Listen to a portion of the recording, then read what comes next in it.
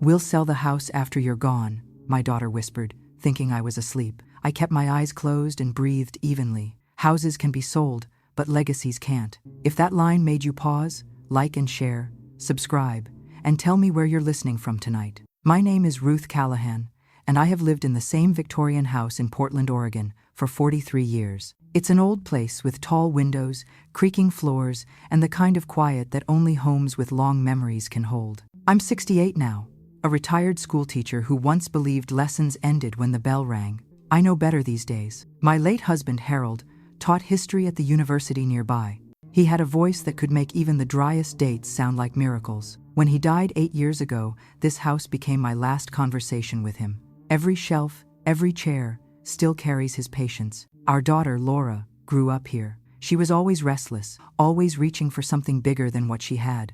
I loved that about her, even when it frightened me. She'd paint her dreams on the walls of her room, then change them the next week. When she became a real estate agent, I wasn't surprised. She liked movement, ambition, closing deals. Her husband, Darren, is quieter, an accountant who measures the world in columns and certainty. They visit on Sundays, bringing pastries from the same bakery Harold loved. Sometimes we laugh over tea like we used to. Sometimes conversation drifts into pauses. I fill my weekdays volunteering at Street Mary's Children's Home, a small orphanage 5 blocks away. The children there remind me why kindness must be practiced, not stored. I help with reading lessons, serve lunch, and fix wobbly picture frames. The director, Sister Helena, says I have the patience of rain. I tell her I learned it from decades in the classroom. What I don't tell her is that being among those children feels like being near something unbroken. They have so little, yet they smile as though loss were only a rumor. Harold and I bought this house for $72,000 in 1980. Laura played in its yard, learned to ride her bike on its cracked driveway, and had her wedding reception under its maple tree. When people ask why I never moved, I say, because you don't abandon roots that still hold. This house isn't just walls and shingles, it's chapters of love layered on top of each other. Harold used to say, a home should teach its owners something. Ours taught us that comfort is borrowed, but meaning is built. Lately, Laura's visits have taken on a different tone. She's been asking about my plans, about simplifying, as she calls it. Mom, have you thought about something smaller? She says, her voice sugar-sweet but rehearsed. You could have more time for yourself. I smile and tell her I already have time. What I need is purpose. I think she hears me, but her eyes always go back to the staircase railing, the stained glass, the quiet worth that fills this place. Sometimes, when she leaves, I look around the living room and whisper to Harold's photo. She's thinking like her father, too practical for her own heart. He would laugh at that, his warm chuckle echoing in the air. I miss that sound. If you've ever tried to protect something you love from those who can't see its soul, you know how I feel. I didn't know then what she had already decided, what she had already said in a whisper she thought I'd never hear. But the night she did, I learned that the hardest lessons in love are the ones that repeat at the end of a lifetime. It began with her new habit of tidying drawers that didn't belong to her. She would come on Sundays with fresh folders and a polite smile, claiming to help organize my papers. I didn't mind at first. She was my daughter after all, and I thought her energy meant care. But slowly, I realized she wasn't. Looking at the papers as memories, she was reading them like listings. One afternoon, while I was in the kitchen making tea, I heard her voice from the living room. Mom, do you know what this place is worth? She asked. I laughed. Sentimentally or financially? She smiled but didn't answer. I had an appraiser friend check the market. Houses like this are selling for around $780,000. She said it casually, as if talking about weather. I nodded. That's a lot of money, I said. But I've already paid for what matters. She tilted her head. You mean your peace of mind? No, I said.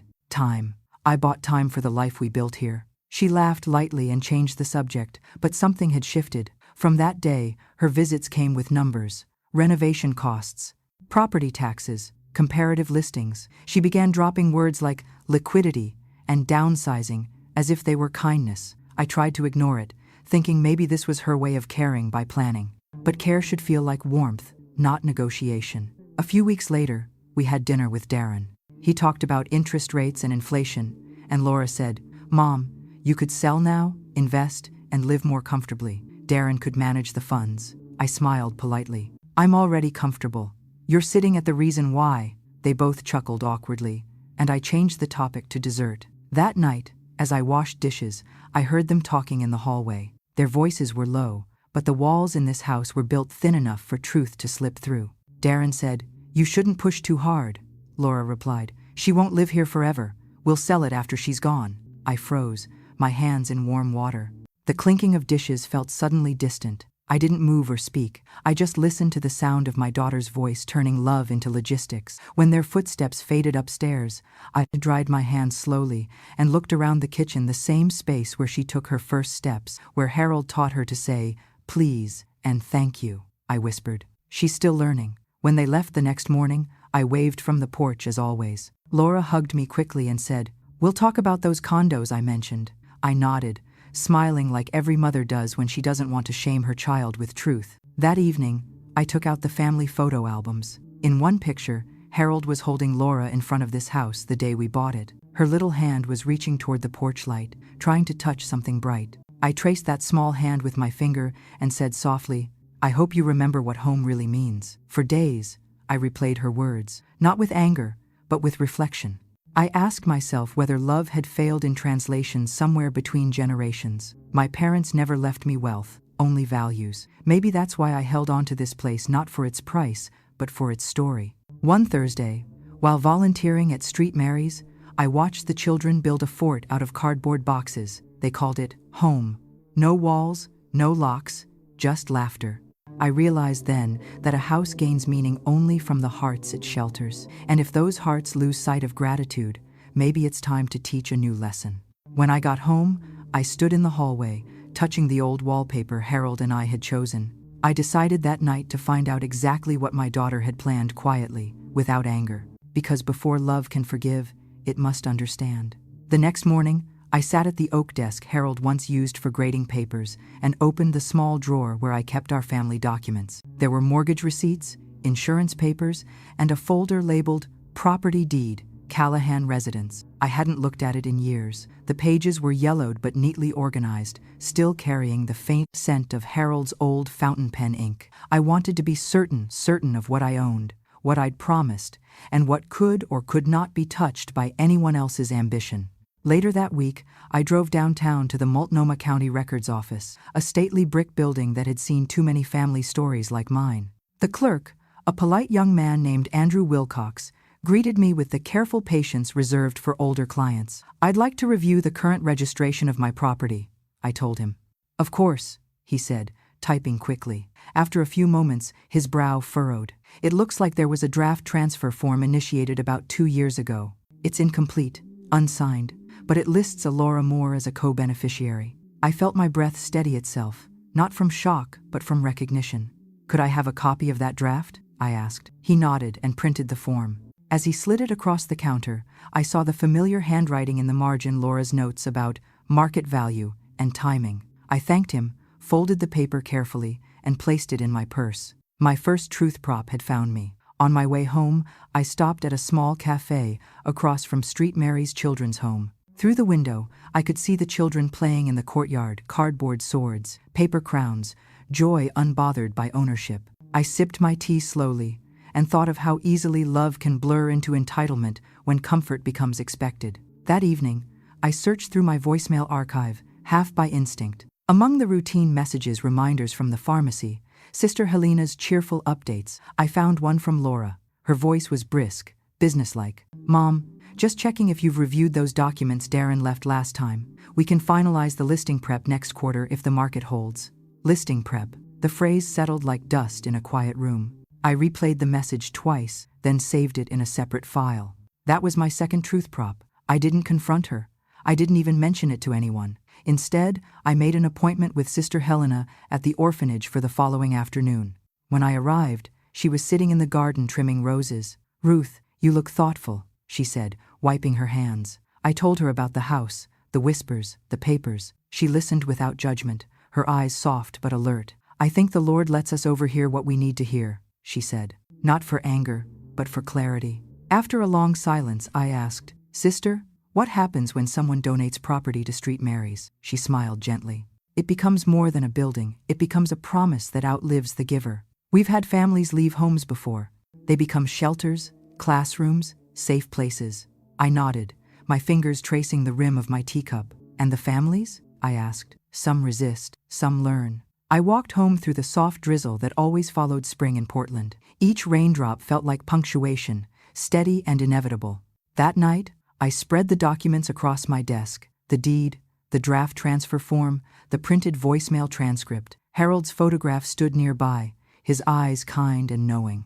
You'd understand this, I whispered. It's not about the house, it's about what it should stand for after us. I tucked the papers into a leather folder and placed it in my cedar chest, the same one that held our wedding album and his old letters. Then, I took out my notebook and wrote, "When love forgets gratitude, truth must find another heir." The next morning, I called my oldest friend, Eleanor Briggs, a retired notary who had handled small legal tasks for me over the years. "Eleanor," I said, "I need your help not to fight, but to protect." Her voice came through, steady as ever. "Then come by tomorrow. Bring everything you have. We'll make sure peace signs its own papers." I slept lightly that night, but not restlessly. For the first time in months, I felt purpose instead of pain. The next chapter of this story wouldn't be about loss, it would be about definition. Eleanor Briggs was one of those friends who made the world feel anchored. We'd met 40 years ago when she came to my classroom as a volunteer reading coach. She was bright, brisk, and honest in a way that left no bruises. When she opened her door that morning, the smell of lemon polish and old paper drifted out of familiar comfort. "You brought trouble," she said with a grin. "Come in." I laid the folder on her kitchen table.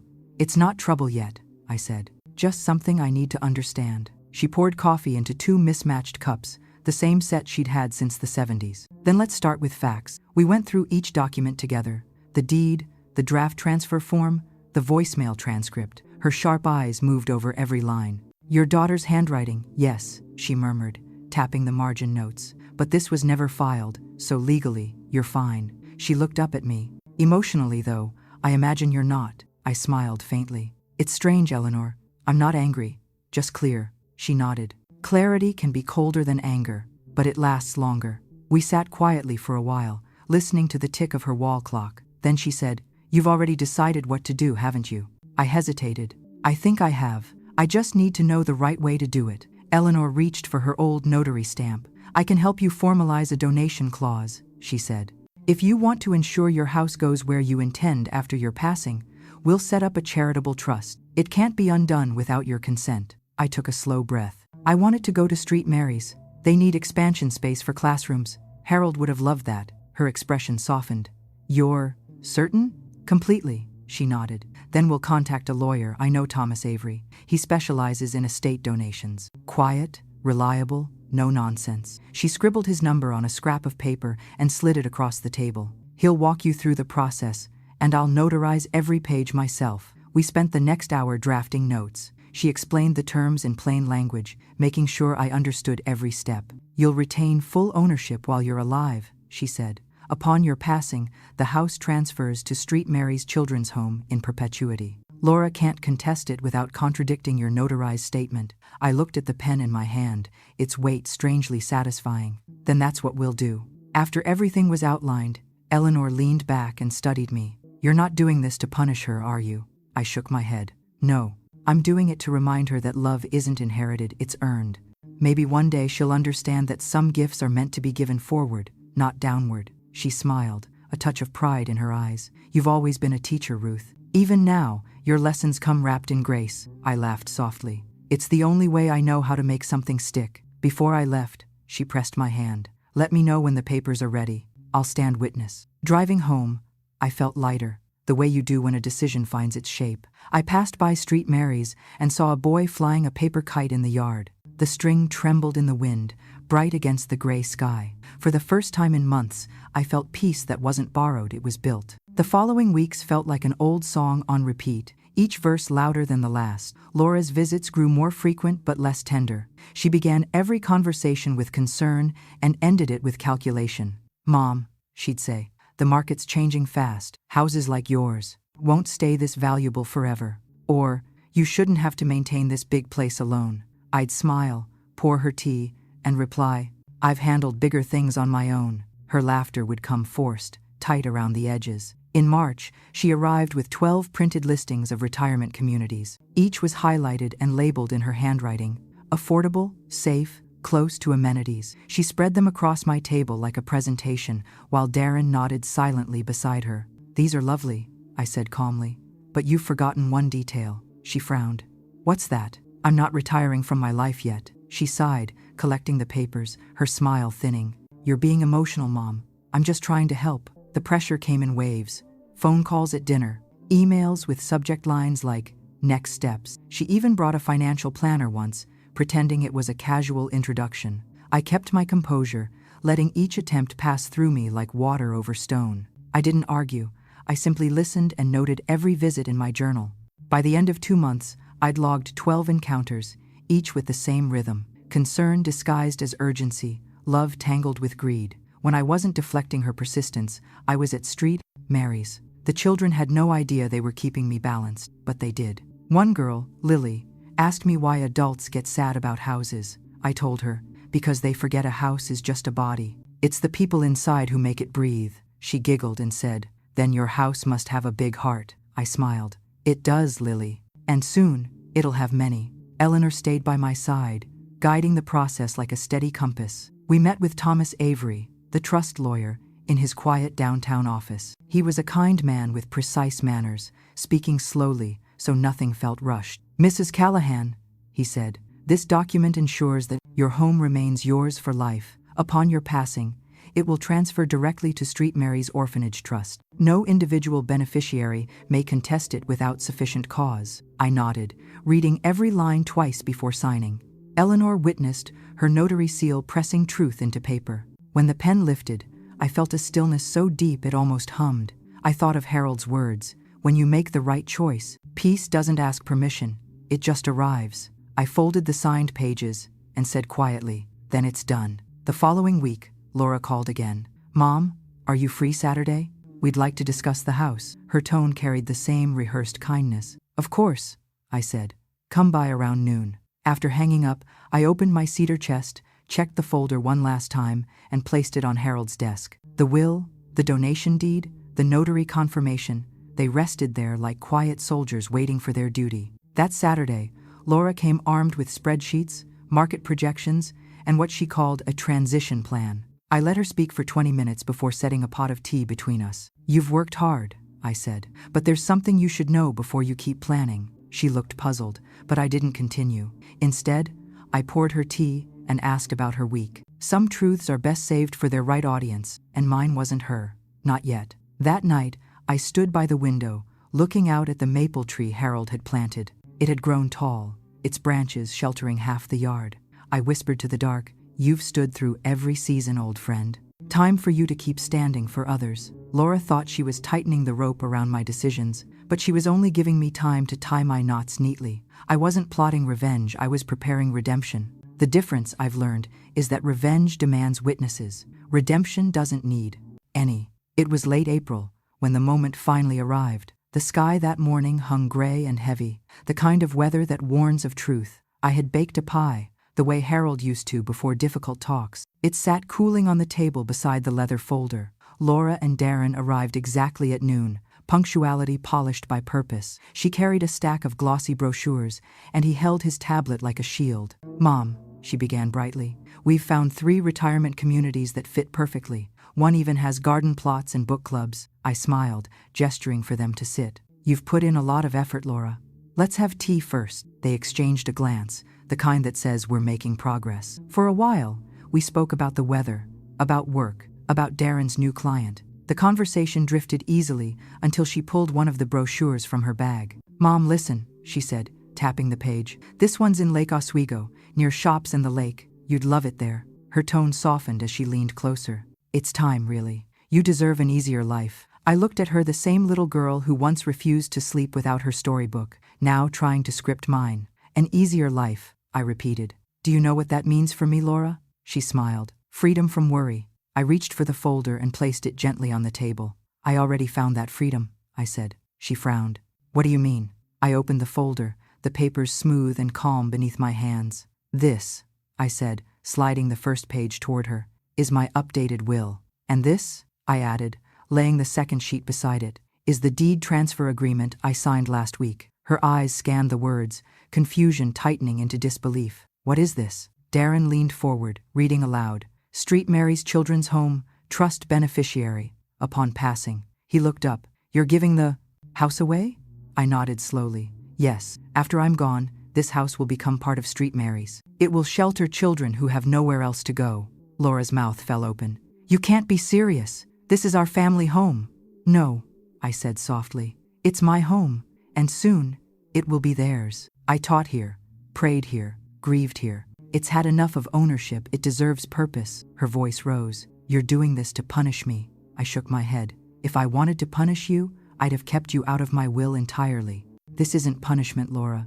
It's protection of something sacred you stopped seeing. She pushed back her chair. You had no right to do this without talking to us. I met her gaze. You whispered about selling this house when I was still alive. You had every right to speak. I have every right to decide. Silence filled the room, heavy but not cruel. Darren's eyes dropped to the table. Laura, he said gently, let's not say anything we'll regret. She turned to him, her face trembling. You agree with this? He sighed. I agree, it's her choice. Laura looked at me then, her anger breaking into disbelief. So that's it? You'd rather strangers live here than your own family? I reached for her hand, though she didn't take it. Not strangers, I said. Children, the kind Harold and I devoted our lives to teaching. The kind who'll never whisper that love is conditional. She stared at me, eyes glossy. I can't believe you'd choose them over me. I smiled faintly. You'll understand someday. When love asks for less possession and more giving, you'll understand. For a long moment, no one spoke. Then she rose and walked to the window, staring out at the maple tree. Dad would have stopped you, she murmured. I stood too. No, darling.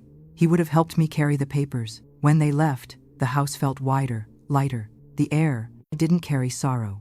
It carried release. I stood by the door as their car drove off, the pie untouched on the table. I whispered, goodbye, my girl. You'll learn. Life will teach you, just as it taught me. That night, I opened the window and let the rain drift in. It landed softly on the signed pages, still resting on Harold's desk. I folded them carefully into the folder, whispering, it's done. If you've ever had to choose peace over approval, you'll know this feeling. It isn't victory. It's clarity, wrapped in grace. The days that followed were quiet, like the hush that lingers after a storm has decided it's finished. Laura didn't call. I didn't expect her to. When love turns to anger, silence is its first shelter. I spent my mornings in the garden, trimming the roses Harold once planted. Their roots ran deep, stubborn against the damp spring soil. It comforted me to think that even flowers know how to endure without approval. A week later, I received a letter in the mail, written in Laura's neat, careful handwriting.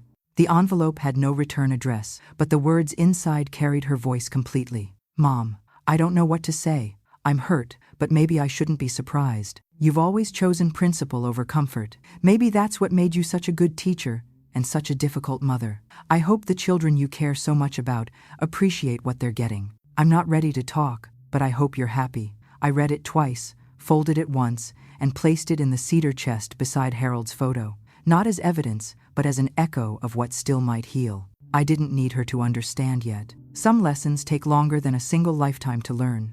At Street Mary's, the director, Sister Helena, called me into her office. Ruth, she said gently, we received your confirmation letter from the trust lawyer. The board wanted me to thank you in person. She handed me an envelope containing the official acknowledgement, deed of transfer, Street Mary's Orphanage Trust, future beneficiary. The paper felt light in my hands, almost sacred. I smiled. It's not charity, I said.